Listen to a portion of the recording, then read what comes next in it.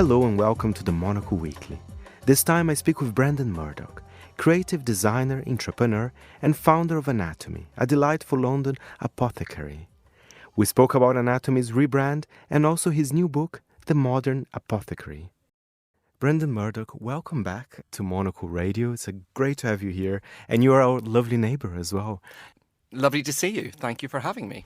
You're the founder, of course, of Anatomē, which is an incredible shop. I've been there. I've been a customer to the shop. First of all, Brendan, before we talk about your lovely book that is right in front of me, The Modern Apothecary, tell us about the brand Anatomē. How is it faring? How's it doing? If you don't mind giving us an update, because I know there's been a lot of new products added and everything. I think we've really worked at consolidating the brand because I created the brand just before COVID, in a sense, and we find ourselves doing a lot, I think. We're an apothecary, so you're looking after emotional well-being, physical health. But we really dug into sleep as a kind of underpinning the brand, and we built out our sleep range in 2023. So we've got these 3 amazing sensory point sleep oils, and that really builds the conversation on sleep and builds out a collection within sleep. And actually, we'll come on to the conversation in a little bit. We've created perfumes. And so one of the things I decided to do as a brand was we pulled away from daytime essential oils and pipettes. We pulled a little bit away from electric diffusers. And we've really just focused on making product here in England, really looking at the reality of how do you use fragrance and body and bath products to help you relax and nurture you, and how do you scent your haven, you scent your home. And so that's pillars of well-being we've kind of focused in on, and it was quite important for me to root the brand here in London more clearly and build from there. And I'm so glad you mentioned sleep, because that's something that even when you're reading the newspapers, there's more and more articles about it. There's a certain anxiety about that, but you were there before. You knew that that's something that people care, right? Well, I think we stumbled on it in a way by accident because my perfumer, who I've worked with before in other brands, she is an aromacologist, and aromatology is about how scent structure impacts the brain, interacting with the neurons in the brain. And so the quality of the ingredients and the quality of the extracts affect the scent structure and affect what you smell. And so we created sleep oils, and we had more weight pushed to the daytime oils, but actually sleep is where the consumer was drawn, because we live in a problem solution culture, and people are like, what's your problem, what's the solution? So the solution is not I want to express better, the solution is I can't sleep. And so we built out, and we really began to realize with our own internal studies how people were sleeping better. And that really, even before I came, I was late because I had a customer from Singapore, then I had a customer from Salt Lake City, then I had one from Paris, and they were all coming in to get their sleep oils, and we do a sleep supplement as well. And I was like, what is happening today? Where are these people coming from? And I'm sure they have a lot of questions about it. I got to be very honest with you, Brendan. I do not sleep that well as well. I mean, I definitely need to actually Well, you were just saying you weren't eating breakfast. So, I think we need to kind of do a whole plan for you. But yes, in terms of sleeping, it's something that I hear people in cafes now saying, did you sleep well last night, when they're on their phone? It's not how are you. It's actually part now of a vocabulary that a lot of people are discovering. And it's interesting, your company has 5 bases. One of them is sleep, balance, movement, focus, and diet. But in a way, I mean, they're all kind of connected, right? I mean, it's impossible to just divide that in 5, right? Yeah, and I think that's something I did with Gabriel Vale, who wrote the book with me. And we really started to look at the pillars of well-being. And well-being is not necessarily a new thing. It's part of culture and history. And we can go all the way back to before Christ and the Egyptians and the Romans. And we really feel it's important that people remember that. You can be well using an oil, you can sit in front of a Rothko and feel at peace, or you can be scaling a mountain. And all of that is about what well-being is for us. And it's not necessarily just building regimes in the home environment. It's engaging with the world around us. Absolutely. Well, let's talk about the book. But it's interesting that when I go to your website, there's a lot of interesting articles and interviews with people. So there is that interest about Anatomē just not being a company that only sells products. I mean, there is a connection there with the people. If you go to your website, there's so many interesting things to read. So it's almost natural that you have a book now. Yeah, and I think a lot of when you're creating a brand, it's about your own interests. I've now I love the opera, but I didn't love the opera when I started to go. I find it quite hard work, and some operas I can't sit through, or developing your knowledge around contemporary art, learning about movement and spaces and travel. And I think a lot of those pieces are about making a brand relevant to the way that you live your life and trying to find pieces that you can emotionally connect with. And I think being a brand today is so much more than selling product. And we're not influencers, we're not on social media directly in the way that other brands may be. So it's bringing some of that passion and clarity through. And that's something that Gabriel and I really work on, is delivering that into the brand. Well, let's talk about the book, The Modern Apothecary. And there's also a little bit the history of it, the history of well-being. I think there's a lot of interesting information that this is not something new, that suddenly we all decided. It's incredible. It's since humanity started, practically. Yeah, I mean, we're delving in a light touch manner, but it's really just making those connections. And I think, one of the things, I grew up in Northern Ireland, or the island of Ireland, as we say today. And when I came home from school, I would go up the fields, or we were near the Mourne Mountains. And so being in the environment and being out in the world has been something that I guess is part of who I am.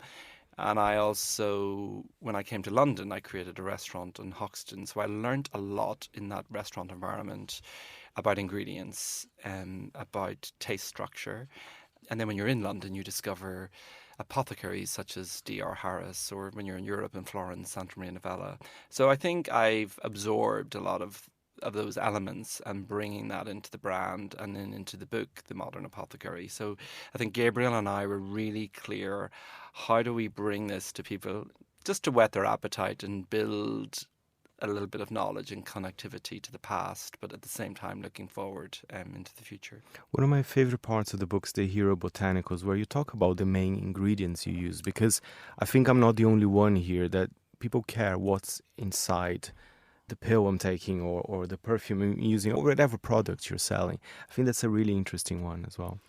Yeah, and I think the land and the environment we are surrounded by extracts, whether it's native here to the UK or you're from Brazil, there's lots of traditions of family recipes and heritage and artisan history on ingredients. And so what we do in Anatomē is to pull those ingredients into formulations to support your well-being. And through the book, we're just highlighting some key botanicals. It's not an encyclopedia of an A to Z, but it's just to help people remember the power of nature and how it can support. And we'll find a lot of these botanicals do make their way into mainstream medicine. You may not look at a branded medical formulation and recognize that it contains a plant extract. And I think that's something that we all need to kind of be more aware of and be more connected with. When you look at the brand and you do, of course, you review the products, just mentioned that sleep products, they're a big part of Anatomē, but do you have to update? Do you feel like, oh, maybe people are not interested in that anymore? Because I would like to talk about your new selection of perfume, which I think is such an exciting addition. I think it's, yeah, to go back on your question, you update and you revisit formulations, and so you refine, like a good shirt or a well-made bag. You will make adjustments on this, because within scent, you're talking top, middle, base notes. And it's quite an art to create that top note that you initially engage with. So sleep is something you do every night. So you use the oils every evening, and we can regulate your behavior with that. And I think that's where we find, I wouldn't say a challenge in the brand, but when we had 6 daytime oils, they were in little pipettes, much like our sleep oils. And it's not the way people wear perfume. So I was standing in Paris doing a pop-up, and the French would be like, oh, you British, you really understand how to create parfum, and you make it so clear better than we do. And they were like, but a pipette? And so this was in the spring of last year, and I thought, do you know what, we're going to reformulate each of these blends, and we will make them perfumes. And it's how the reality is it's so much easier to get up and be on the go and spray a scent, or to reach into your handbag or your personal carry-on and scent your space. And so Anatomē has to be relevant to your travel and to your movement, and making it as easy as possible. And so one thing I suppose I learned is we were maybe making it too challenging. We was like, oh God, this is a pipette and this is challenging to use. And I was like, this needs to be easy to use and better. So that's why we created the fragrances. And we do have 2 of them here, right? Yes, I brought with me 2 scents for you. And no problem, we can spray in the studio. I like a little bit of a perfume smell, you know. Well, I think I brought, firstly, expression, because you're in the world of communication. Yes. And everyone needs to communicate and better in this world. So I'm spraying on the expression scent. And so it contains extracts all around about the coast. So it has sea moss, camphor, cypress. And so when I was in Cap Ferret in Bordeaux and you come out of the pine trees onto the beach, there's that relationship when you just breathe and relax. And so we wanted to bring this in a modern way into the expression scent. So it's proving to be we're only quietly selling it, but it's a hit already. I had 3 people in today discovering it. So we're all familiar with scents relating to the coast, but we've gone a little bit further in creating this formula. Yeah, the first thing that came to my mind was the sea, actually. Even before you started, it's very fresh. There's a certain freshness. Yes, and also you feel better when you're at the sea. You feel better next to a waterfall because of the molecules and the atoms from a crashing wave. And so that's why we want to bring that in to people living in Shanghai or living even in London. It's a green city. But that is, for me, being quite an important approach to scent. Because you may want to express today, but we have something to help you focus. We have another formula to help balance. And what I want to do is you reach into your bathroom cabinet and you're taking the scent for what's relevant to what you're feeling. And that leans back into the work we did in the Apothecary book, is thinking about scent in a different way. And, at the end of the day, perfume was all about sensorial pleasure in the last 100 years. But actually scent was used in very specific directive ways. And maybe with the perfume revolution of the 20th century, we lost that somewhat. And in the last 10 years, commercially, you've seen some brands bringing in some naturals. There's wonderful brands we know within different houses like Estee Lauder, and there's been a couple that are really kind of pushed the envelope. I think now is the time for people who are more educated on botanicals, more educated on scent, and taking this a little bit further. Amazing. You have another one there. We have. So I have helped you express and communicate, and now we want to perfect for journalists. Yes. Now we're going to energize you with fleur d'orange, neroli. There's a little bit of tobacco backing it. So my perfumer works with a very well-known tennis player on a couture level, and he likes blossom citrus scents. So she quietly was showing him our fragrances, and what we wanted to do was, often when you've got a cologne, it can disappear. So we pulled in a little bit of tobacco into the back of it. And on the heat of your skin, whether you're moving and performing, the scent will change. And one of the things I learned in the book, we talk about, one of the first operas I saw, The Elixir of Love. A lot of opera singers and dancers, performance and sports people use scent to anchor them. So you could be entering a stadium and you have white noise in your ears and you're using a scent to help block out what's around you, or a prima ballerina has a scent created for her at the Royal Opera.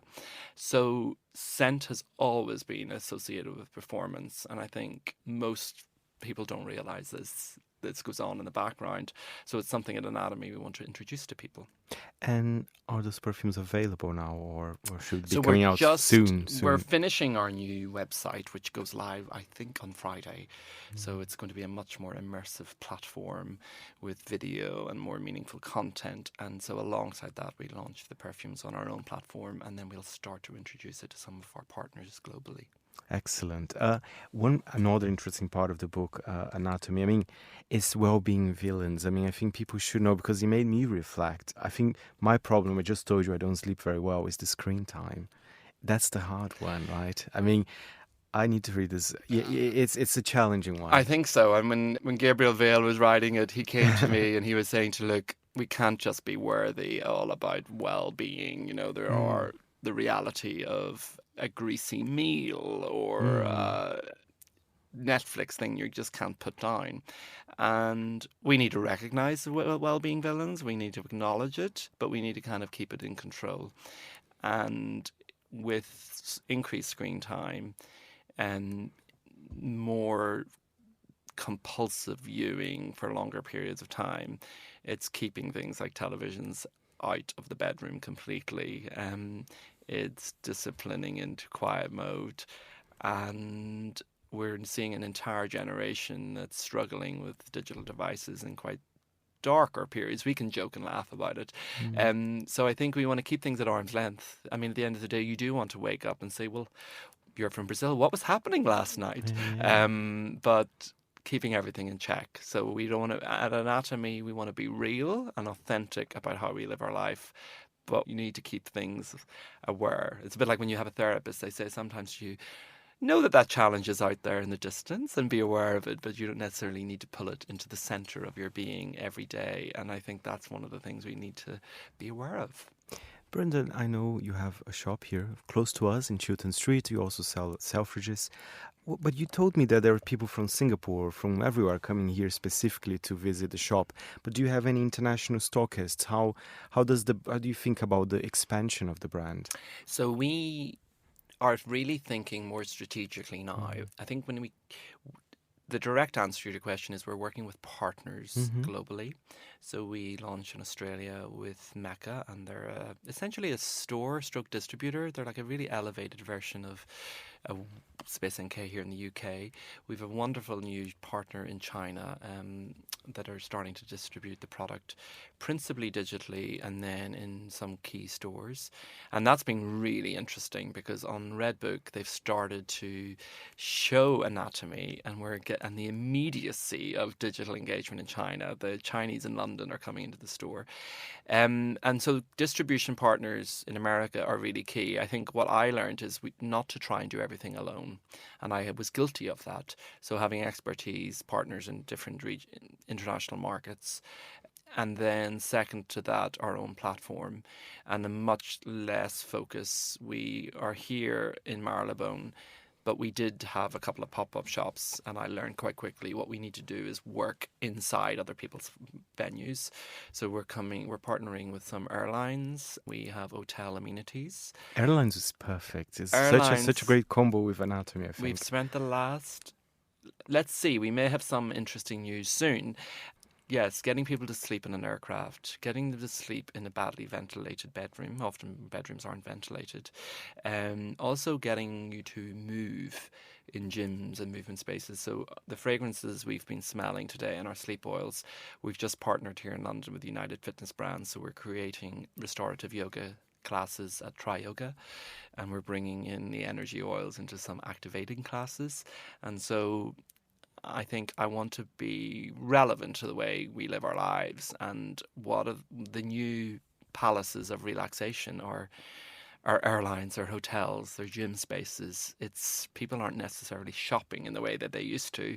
And so a brand has to work hard at connecting with people in other places. And that's what we're really doing with these partnerships globally. Amazing. Brendan Murdock, thank you so much for coming in. Not at all, and thank you for having me. Right. Great to see you.